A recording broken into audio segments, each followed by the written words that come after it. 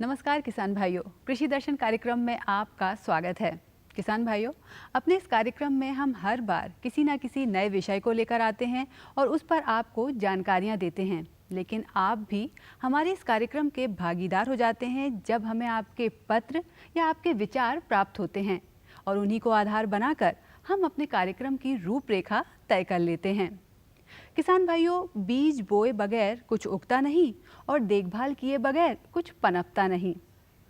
आप यही सोच रहे हैं ना कि मैं अचानक ये सब क्या बोल रही हूँ? तो जी हाँ, हम आपको ये भी बताएंगे कि ये सब क्या बोल रही हूँ, क्योंकि ये सब हमारे आज के कार्यक्रम से ही संबंधित है। लेकिन उसके लिए आपको करना होगा थोड़ा सा इंतज़ार। तब तक आप देखिए खबरें खेती की और मंडी भाव।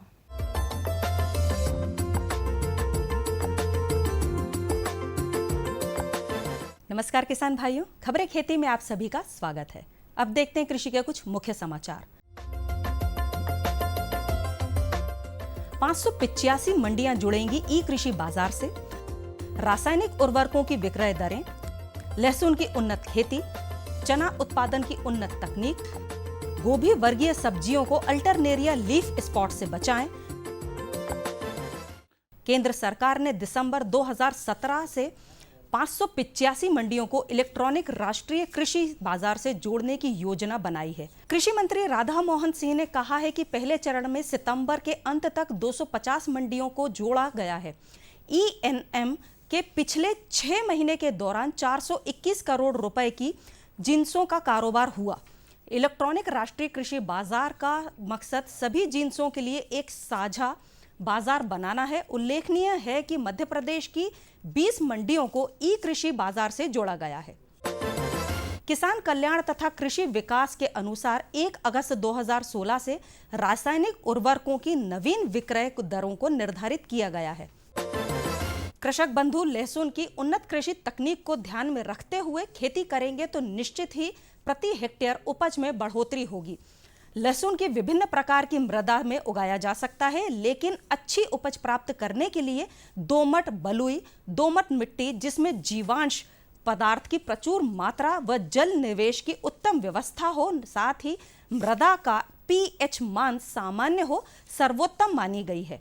खेत में पहली जुताई मिट्टी पलटने वाले हल से करने के बाद 2 से 3 जुताई देशी हल तथा हैरो द्वारा करें, जिससे कि मिट्टी के नीचे कठोर परत टूट जाए तथा मिट्टी भुरभुरी हो जाए। प्रत्येक जुताई के बाद पाटा अवश्य लगाएं। सिंचाई की सुविधानुसार खेत को छोटे छोटी क्यारियों में बांट लेना चाहिए। लहसुन की उन्नत किस्में गोदावरी, श्वेता, HG1, HG16 व पूसा सलेशन 10 आदि हैं। बुवाई के लिए उपयुक्त समय नवंबर मध्य तक करना लाभकारी होता है। चने की फसल से अधिक पैदावार लेने के लिए पौधों की संख्या 3 से 3.5 लाख प्रति हेक्टेयर होना चाहिए। चने की बुवाई के लिए चने की बीज की 80 किलोग्राम मात्रा प्रति हेक्टेयर प्राप्त होती है। बीज का निर्धारण बीज की जाति, बीज का आकार, खेत की में नमी की मात्रा ध्यान में रखकर भी किया जाता है। कतारों से कतारों की दूरी 30 सेंटीमीटर तथा पौध से पौध की दूरी 10 सेंटीमीटर रखकर वांछित पौध की संख्या प्राप्त की जा सकती है। चने की फसल से अधिक पैदावार प्राप्त करने के लिए जवाहर चना 130, जवाहर 16, जवाहर 315, उज्जैन 21, जवाहर गुलाबी चना 1, काबुली 2, काबुली चना 1, JGK 1।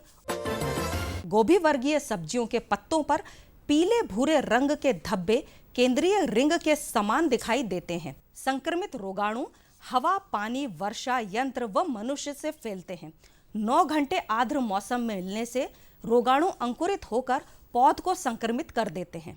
इसके नियंत्रण के लिए गैर रासायनिक फसल चक्र अपनाएं। 3 वर्ष तक गोभी वर्गीय फसल न लें और न ही सरसों की फसल में रासायनिक क्लोरोथाइनोनिल 200 ग्राम मिलीलीटर प्रति एकड़ या पायरोक्लोस्ट्राबिन 0.5 ग्राम लीटर पानी में घोल बनाकर छिड़काव करें। किसान भाइयों, खबरें खेती में बस इतना ही। अब आप देखिए मंडी भाव और मुझे दीजिए आज्ञा। नमस्कार।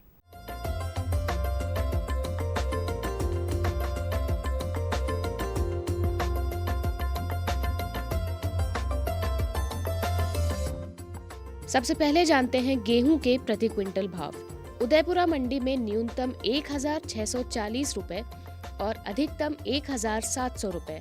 ताल में न्यूनतम 1,650 रुपए और अधिकतम 1,760 रुपए। सतना में न्यूनतम 1,550 रुपए और अधिकतम 1,700 रुपए और मंडला में न्यूनतम 1,425 रुपए और अधिकतम 1,740 रुपए। इसके बाद जानते हैं सोयाबीन के प्रति क्विंटल भाव। बैतूल में न्यूनतम 2,100 रुपए और अधिकतम 2,656 रुपए। गंजबासौदा में न्यूनतम 2,200 रुपए और अधिकतम 3,110 रुपए। नीमच में न्यूनतम 2,400 रुपए और अधिकतम 2,991 रुपए। उदयपुरा में न्यूनतम 2,200 रुपए और अधिकतम 2,600 रुपए। अंत में जानते हैं मसूर के प्रति क्विंटल भाव। सतना में न्यूनतम 4,200 रुपए और अधिकतम 4,990 रुपए। मंडला में न्यूनतम 4,475 रुपए और अधिकतम 4,515 रुपए। काला पीपल में न्यूनतम 4,000 रुपए और अधिकतम 5,100 रुपए और गंजबासौदा में न्यूनतम 4,000 रुपए और अधिकतम 5,242 रुपए रहा।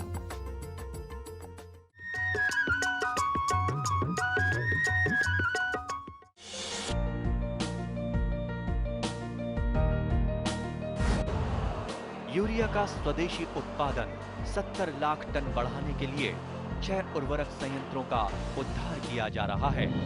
FCIL के गोरखपुर, सिंदरी, तलचर और रामागुंडम संयंत्र, HFCL की बरौनी इकाई और BVFCL की नामरू फोर्थ। सोने पर सुहागा ये है कि देश में अब बनेगा सिर्फ नीम लेपित यूरिया, क्योंकि इससे होगा किसानों का फायदा ही फायदा। अनाज का उत्पादन 10% तक बढ़ेगा। बढ़ेगी 10 से 15% नाइट्रोजन क्षमता। अरे सुन तो। मुझे क्या सुनाना चाहते हो? जो सुनाओ मेरी सौतन को। किसको? अरे वही तुम्हारा मोबाइल फोन जिससे सुबह शाम दिन रात चिपके रहते थे और कहते थे किसान कॉल सेंटर से बातें हो रही हैं। अच्छा ये बात है। हाँ क्यों, क्या हुआ? अब बात नहीं होती क्या? अब तो झट से बात हो जाती है। ऐसा क्या? हाँ, अब तो ज्यादा लाइनें और खास तकनीक के कारण खेती के माहिरों से तुरंत बात हो जाती है। और अगर कभी लाइन व्यस्त हो तो अपनी समस्या फोन पर रिकॉर्ड करा दो, वहाँ से फोन आ जाता है और समस्या की हल का मैसेज भी आ जाता है। ये देखो आ गया। अरे वाह, इसका मतलब इंतजार की घड़ी अब खत्म। हाँ, तभी मैं सोचूं कि आजकल मुझ पर इतना प्यार क्यों आ रहा है। कृषि संबंधी समस्याओं का अपनी भाषा में तुरंत हल पाने के लिए पूरे भारत में किसी भी फोन से हेल्पलाइन नंबर पर संपर्क करें। किसानों का दोस्त किसान कॉल सेंटर। ये बदलाव क्या है भैया? ये बड़े काम की चीज है। इंसान की सोच में अगर बदलाव आ जाए तो सब कुछ मुमकिन है, सब कुछ संभव है। अब ये बदलाव फिर आ रहा है। हर सूरत की मुस्कान में वो आपको दिखाई देगा। तो चलिए एक नई शुरुआत करते हैं, कुछ बदलाव करते हैं। दूरदर्शन किसान, एक नया चैनल जहां बातें होंगी बदलाव की और आपके कल की बेहतर शुरुआत की। छेड़ो बातें बदलाव की।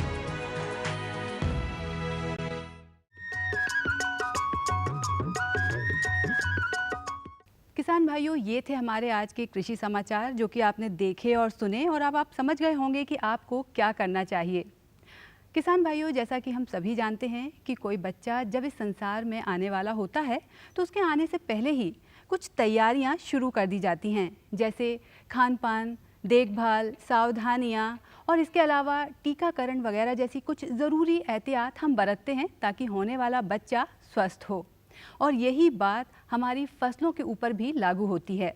जैसा कि मैंने कहा था कि बीज बोए बगैर कुछ उगता नहीं और देखभाल किए बगैर कुछ पनपता नहीं। जी हाँ, मेरी इस बात से यही आशा है कि जो बीज आप बोने वाले हैं उनके चयन से लेकर बीजोपचार तक यदि आप सावधानी बरतेंगे तो निश्चित तौर पर आप अच्छा उत्पादन प्राप्त कर सकते हैं। रबी फसलों में बीजोपचार का क्या महत्व है और इसे किस तरह से उपयोग में लाया जाए, ये जानकारी दे रहे हैं हमारे विशेषज्ञ रंजीत सिंह राघव जी।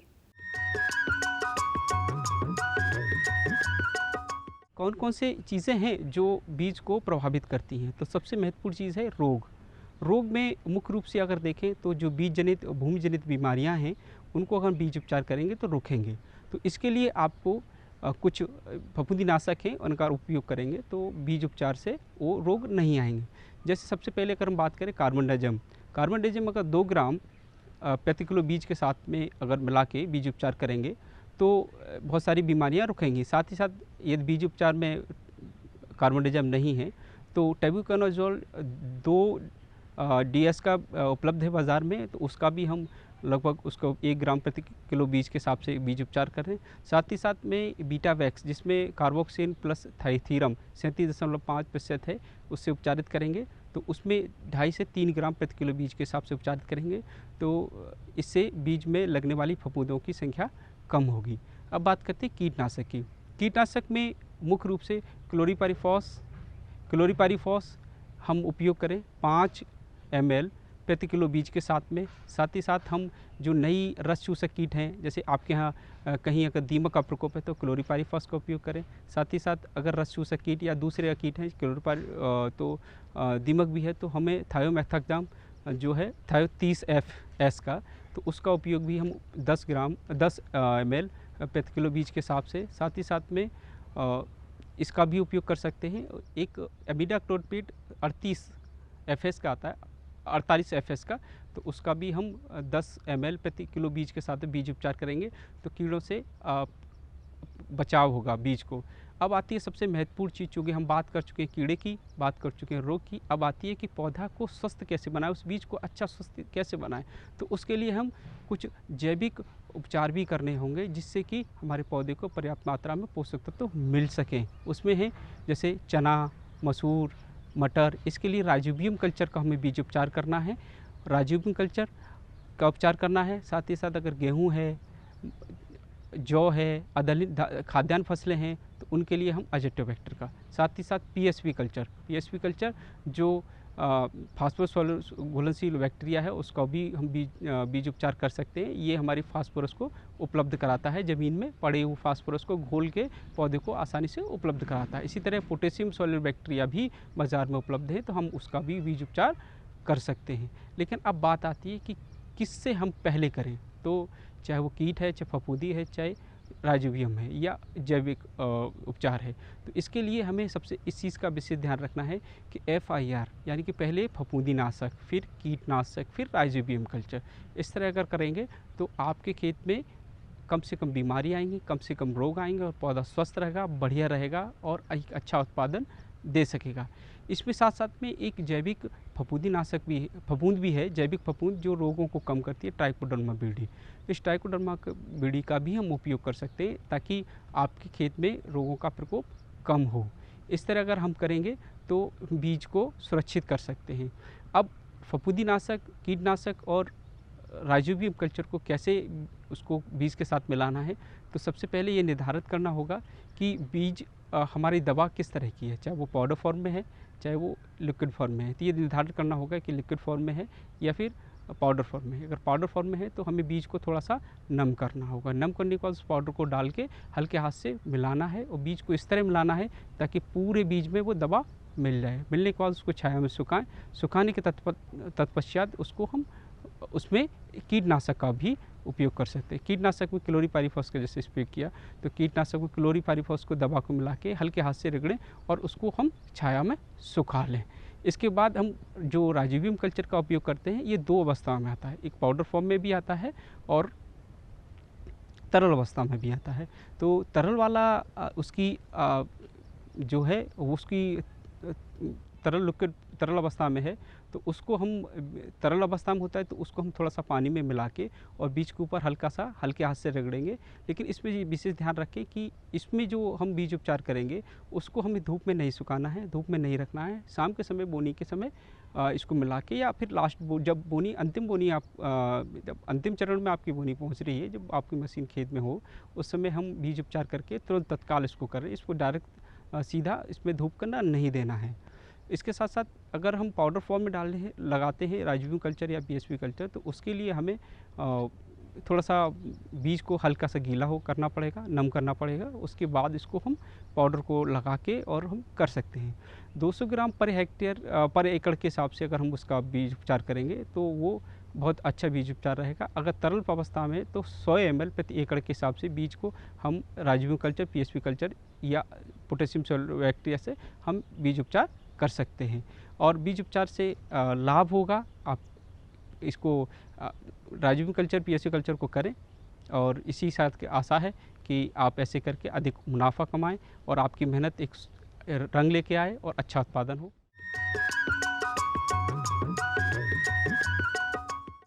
किसानों से होंगे सवाल, देंगे सटीक जवाब, तो जीतेंगे किसान कप। किसानों का खुला मंच, नजर रहेगी कृषि वैज्ञानिकों की। गोबर की खाद में हमारे सूक्ष्म पोषक तत्व भी होते हैं। किसान प्रश्न मंच, गुरुवार शाम 7:30 पर। डीडी किसान, बदलते भारत की शान। हम आ रहे हैं आपके गांव,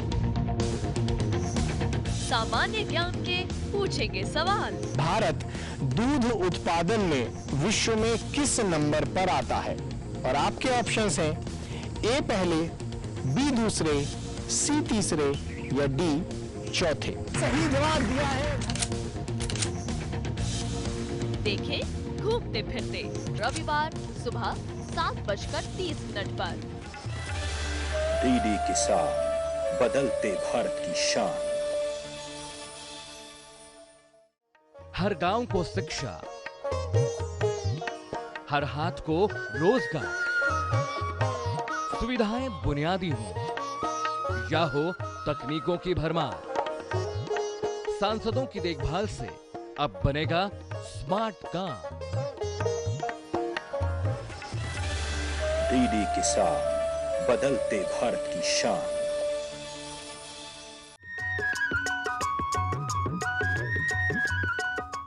तो किसान भाइयों, अब तो आप समझ ही गए होंगे कि बीजों की जो उपयोगिता है वो फसलों के उत्पादन में कितनी मायने रखती है। जी हाँ, बीजों पर ही सारी की सारी फसल का तारोमदार होता है। वैसे किसान भाइयों, यहाँ हम आपको बता दें कि हमारे जो कृषि हैं उसमें एक और साथी भी है जो बहुत अहम भूमिका निभाते हैं। जी हाँ, वो हैं हमारे महिला किसान। आज किसी भी मायने में उनका योगदान कम नहीं आंका जा सकता। जैसे 1 और 1 मिलकर 11 होते हैं, वैसे ही महिलाएं भी कृषि के क्षेत्र में पुरुषों से कहीं भी पीछे नहीं हैं। और महिलाएं कृषि में किस तरह से भागीदारी निभा रही हैं, जानते हैं हमारी विशेषज्ञ लक्ष्मी चक्रवर्ती जी से। अधिकांशतः महिला कृषक खाद्यान्न फसलों की तुलना में सब्जी फसलों की खेती करने में अधिक रुचि रखती हैं, परंतु सब्जी फसलों की खेती के लिए सब्जी पौध उत्पादन तकनीकी उत्तम होना अति आवश्यक है। वर्तमान समय में देखा जा रहा है जो भी महिला कृषक या जो भी कृषक सब्जी की खेती करते हैं उनमें पौधशाला प्रबंधन तकनीकी होना अत्यंत उपयुक्त है। सर्वप्रथम आवश्यक है कि हम पौधशाला के लिए उपयुक्त स्थान का चयन करें। उपयुक्त स्थान हेतु ऐसे स्थान का चयन करें जो भूमि से कुछ ऊंचा हो, जहां की मिट्टी महीन, मुरमुरी एवं नम हो। पौधशाला ऐसे स्थान पर चयन करें जहां पर पानी की व्यवस्था आसपास अच्छी हो, जहां पर वृक्ष आदि ना हो, क्योंकि छाया अधिक होने के कारण पौध उत्पादन तकनीकी उत्तम प्रकार से प्रभावी रूप से नहीं हो पाती है। नर्सरी की तैयारी, पौधशाला प्रबंधन के लिए सबसे अधिक आवश्यक है नर्सरी की तैयारी। महीन, बारीक, बलुई दोमट मिट्टी हो, जिस मिट्टी का पीएच 6.5 से 7.0 हो, लगभग 6.5 से 7 तक हो, आसपास पानी की व्यवस्था उपयुक्त हो। पौधशाला के लिए मिट्टी प्रबंधन करते समय ध्यान रखें कि सामान्यतः मिट्टी का उपयोग ना करें। मिट्टी में 2 गोबर की खाद या वर्मी कंपोस्ट या पतली छनी हुई मिट्टी का उपयोग करें। जिस भी मिट्टी में पौध तैयार की जा रही है उसमें 2 भाग मिट्टी का, 1 भाग गोबर की खाद का और 100 ग्राम NPK मिश्रण प्रति वर्ग मीटर के हिसाब से तैयार करें। पौधशाला तैयार कर रहे हैं उस भूमि को 45 दिन तक पतली पॉलीथीन शीट की सहायता से ढककर रखें। रासायनिक विधि में जिस भी भूमि में पौधशाला तैयार की जा रही है उस भूमि में रासायनिक फफूंदनाशक जैसे कि कैप्टन 2 ग्राम प्रति लीटर पानी के हिसाब से इस तरीके से छिड़काव करें कि मिट्टी पूरी तरीके से तर हो जाए। उसके पश्चात 1-2 दिन पश्चात बीज की बुआई करें। फार्मेलिन के द्वारा भी पौधशाला का भूमि उपचार किया जाता है, जिसके अंतर्गत 1.5 से 2% फार्मेलिन का घोल 5 लीटर पानी में इस तरीके से करें कि भूमि लगभग 15 से 20 सेंटीमीटर तक पूरी तरीके से तर हो जाए। उसके पश्चात 1-2 दिन पश्चात उस पर पॉलीथीन शीट ढक के रखें। जब 1-2 दिन पश्चात आप पॉलीथीन शीट हटाएं, उसके लगभग 10 से 15 दिन पश्चात बीज की बुआई करें। बीज उपचार करने के लिए लगभग 50 डिग्री सेंटीग्रेड पर गर्म पानी में 30 मिनट के लिए बीजों को उपचार किया जाता है।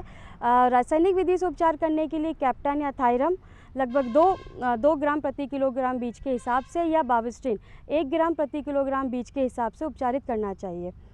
5 से 10 सेंटीमीटर की दूरी पर आधे से 1 सेंटीमीटर गहरी नालियां बनाकर बीज को बुआई किए जाए, ताकि बीज की जो पौधशाला तैयार हो वो स्वस्थ एवं अच्छे पौध तैयार हो। बीज बुआई के लिए एक अलग तरीका और है, जिसको हम प्लग ट्रे या प्रो ट्रे के नाम से जानते हैं। प्रो ट्रे में पौध उत्पादन के लिए अति आवश्यक है कि मिट्टी, गोबर की खाद या वर्मी कंपोस्ट या बलू मिट्टी, तीनों का एक सही कंपोजिशन होना चाहिए।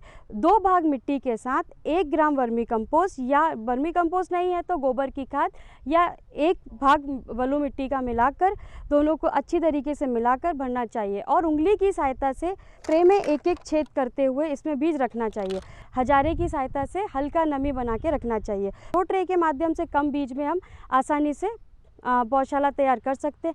3 दिन तक हम इसको कहीं पर भी आसानी से परिवहन कराया जा सकता है। प्रो ट्रे में जो पौध तैयार होती है उसमें सभी पौधों को सामान्य और उत्तम पोषक प्राप्त होता है, क्योंकि इसमें जो भी ब्लॉक दिए गए हैं या खाने दिए गए हैं सभी बराबर के हैं, और इसमें जो भी हम मिट्टी का, बालू, रेत का और खाद का हम मिश्रण भरते हैं वो सभी पौधों को समान रूप से प्राप्त होता है। इसीलिए जो भी पौध तैयार होती है लगभग एक समान और एक बराबरी की तैयारी होती है। और जब भी हम इसको खेत में बुआई करते हैं या खेत में इसको हम रोपण करते हैं तो जो हमारी फसल तैयार होती है उसमें सभी पौधे स्वस्थ और एक समान पर कटाई के योग्य होते हैं। साथ ही साथ कृषक महिलाओं के लिए एक आवश्यक ये भी है कि यदि वो पौधशाला प्रबंधन के द्वारा अतिरिक्त आय का साधन निर्धारित करना चाहती हैं तो यह आवश्यक रूप से कर सकती हैं, क्योंकि सामान्यतः देखा जा रहा है कि सब्जी की खेती में पौध एक बहुत समस्या बनती जा रही है, क्योंकि पौध जो है उत्तम प्रकार की ना होने के कारण आधे से अधिक बीज पौधशाला में ही नष्ट हो जाता है, जिसके कारण पौध अस्वस्थ और समान रूप से वृद्धि करी हुई नहीं रहती है, जो कि एक आराम से और एक अच्छा साधन बन सकता है। हमारे द्वारा कृषि विज्ञान के द्वारा एक पौध प्रो ट्रे का प्रदर्शन किया जा रहा है, जिसमें आप देख रहे हैं टमाटर की पौध, जिसमें कि जड़ें बिल्कुल उत्तम प्रकार से पौध बिल्कुल समान रूप से दिखाई दे रही है। कृषक महिलाएं इसको एक आय के साधन के रूप में ले सकती हैं। शहर से आया है ना तिवारी सेठ, वो जबरदस्ती हम किसानों की जमीन हड़पना चाहता है। रुपया चाहे ईमानदारी से कमाया जाए या बेईमानी से, रुपया रुपया होता है। ऐसा रुपया कभी रास नहीं आता बड़े भैया। आप कौन? तेरे पति का बाप बोल रहा हूँ, समझा दे उसे। अगर वो अपनी जिद पर अड़ा रहा ना तो इसका अंजाम बहुत बुरा होगा। धरती की गोद में डीडी किसान, बदलते भारत की शान।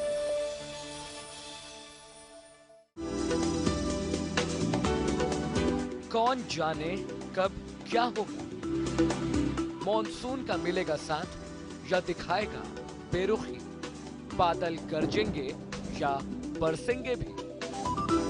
ना हो परेशान, क्योंकि हम बताएंगे बदलते मौसम के पल पल का हाल। देखिए मौसम खबर सोमवार से शनिवार सुबह 8:30 पर। डीडी किसान, बदलते भारत की शान।